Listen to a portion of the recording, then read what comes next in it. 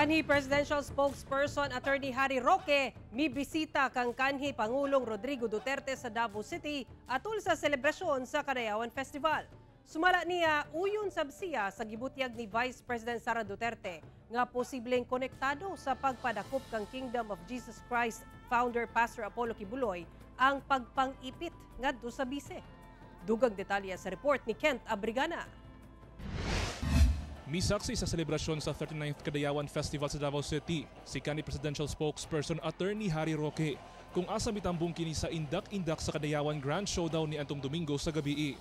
Apan una ni ini, bibisita kini sa kanhing Pangulong Rodrigo Duterte kung asa makita ang kuha ni ini sa gawa sa balay sa kanhing Pangulo sa Davao City. Hindi ko akalain na may dating presidente na ganong kahambol ang tahanan. Sukwahi matod pa kini sa Administrasyong Marcos. Ang mga leaders ngayon sa administrasyon ni Marcos Jr., parang tuwang-tuwa sila na ipagyaban ang kanilang mga marangyang buhay. Sumala kang Roque, nagpabilin gihapon ang bahad nga impeachment bato kang VP Sara Duterte.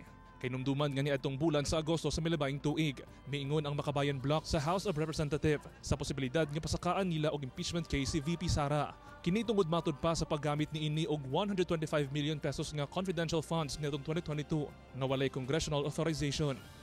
Kung naalala nyo, nung isang taon, si PBBM mismo nagsabi na wag yung impeach si VP Sara because she does not deserve to be impeached.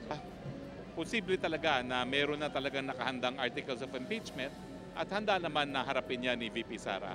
Miuyong sab si Roque sa gibutyag ni VP Sara nga posibleng konektado ang pagpadakop kang Pastor Apollo Kibuloy sa pagpangipit ngadto kaniya. Palagay niyo ba, Attorney, kaugnay po yung pangipit kay VP doon po sa paghahanap ng Senate at saka ng kapulisan si Pastor Apollo Kibuloy? Lahat po yan konektado. Talagang ang dinidemolish nila ngayon ay ang mga Duterte. No?